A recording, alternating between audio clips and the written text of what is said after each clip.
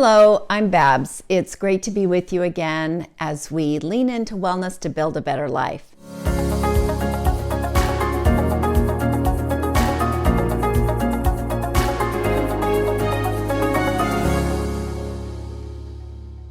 And today I want to talk to you about injuries. We all know that at some point we're going to experience injury, cuts, bruises, on the job or at home.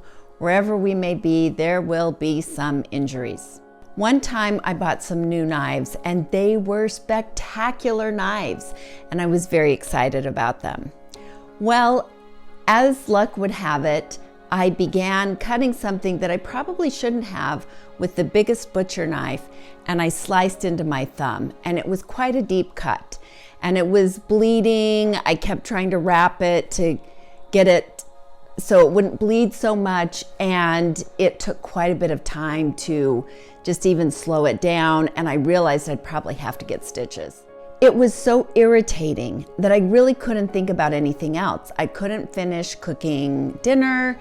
I couldn't do anything else I needed to get done because here I had this bleeding, gaping wound, and I knew I had to go and get stitches. It was an enormous inconvenience. And honestly, in that moment, it felt like the only thing I could think about was my thumb. In that moment, I was only a thumb. Now, the reality of that is that we are not just a thumb. And it's important that we really remember that concept. I am not only a thumb. There are times when we have other mistakes in our lives that occur that we feel like I am only that last mistake that I made. Maybe we made a mistake with a client. Maybe we had someone do something to us that hurt us, that made us feel like that is all I am. I am only my divorce.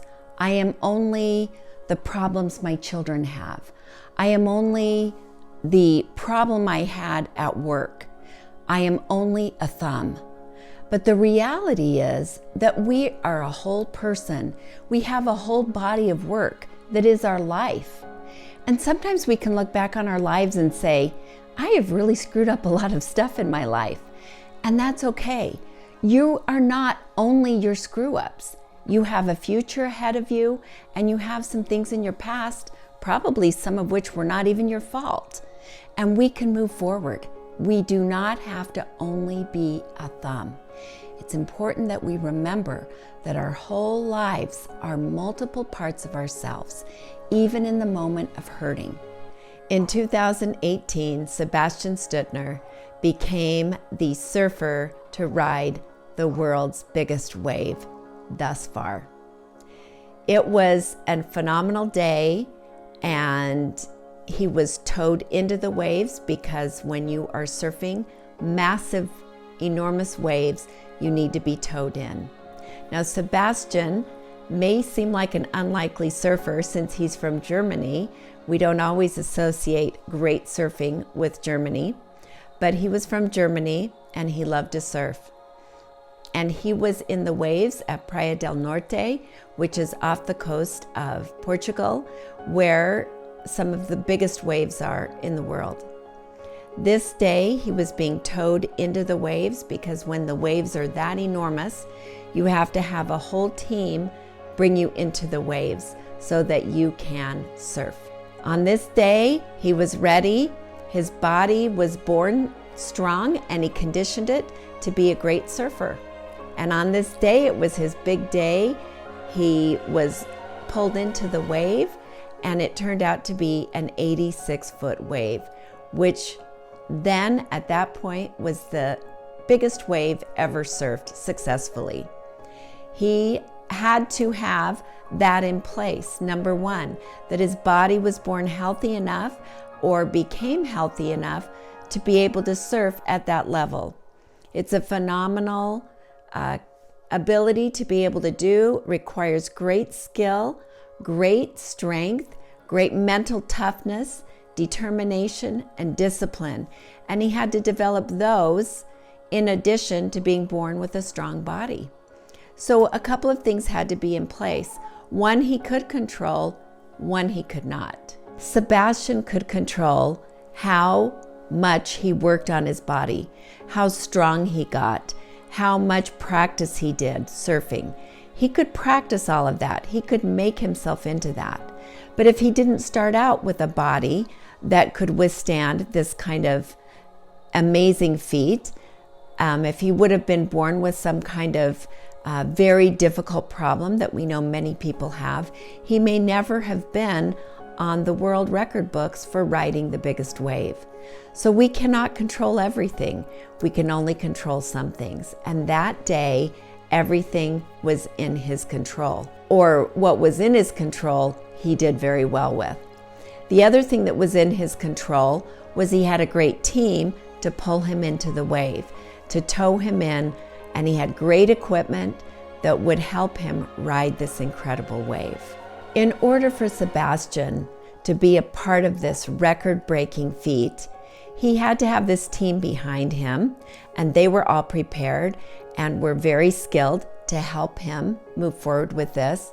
But nature had to cooperate. There had to be an 86-foot wave that day that he could ride in. Nature doesn't always cooperate for us in our lives. It doesn't always happen like that. But that day, this man, Sebastian Studner, was able to go into this massive 86-foot wave and ride it in. Now, he couldn't have been a beginner. Beginners would have huge trouble successfully surfing 10-foot waves. Those are potentially deadly for those who don't know what they're doing. So he had to have a great deal of skill, but he also had to have a lot of practice, determination, and ability. A good comparison for this might be when we cut our thumb. We don't always control the circumstances behind having an injury. Sometimes we do, sometimes it's carelessness, which I think was probably what happened on my part, but also sometimes it is because of someone else's carelessness, or things just happen. Nature often does not cooperate in our lives. We can be in a situation where we were not born with a strong body, maybe not born with a strong mental capacity, and we have to develop as best we can.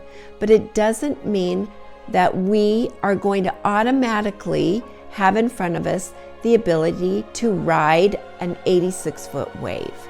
We may also have a set of issues in our lives from our childhood that did not set us up as well as other people, although clearly many people have overcome those issues, some of those difficult childhood issues. But I think it's important that we not judge ourselves, but that we take ourselves where we are today. Where am I right now? I want us to remember that we are not our last mistake. As a matter of fact, we are not our last set of mistakes. Perhaps you are looking at your life and feeling like there have been so many mistakes. How can I possibly overcome these and become a different person? Well, part of it is live in the present. Make amends where you've been responsible for problems in the past, but come forward. Live in the present. Be right here, right now. Do your best. Try not to make mistakes that harm others. Try not to make mistakes that harm yourself. Try to live a better life. That doesn't mean we're perfect. That means we're trying one step at a time so that we can ride our 86-foot wave in life, so that we can become who we need to become. Another thing that's very important for us to remember in this is that we have a future. We have the present, we live in the present, but we have hope for the future. If we live very much in the present, try to make our lives better, we don't have to just live with that sore thumb. It doesn't have to become the only thing that we are. It's our last mistake. Please remember this. If you remember nothing else from our time together today, it is, you are not your last mistake. We can do better. We can be present. We can have hope for the future. We can make improvements. It's great to be with you. I know that you can ride your 86-foot wave. I know that you are equipped to meet your own challenges in your life, or that you can become equipped. In the meantime, be patient with yourself. Try a little harder. Be present today. Try not to live in the past mistakes, except as you could fix some of them. Live in the present. Have hope for the future as we lean into wellness to build a better life. Have a great day.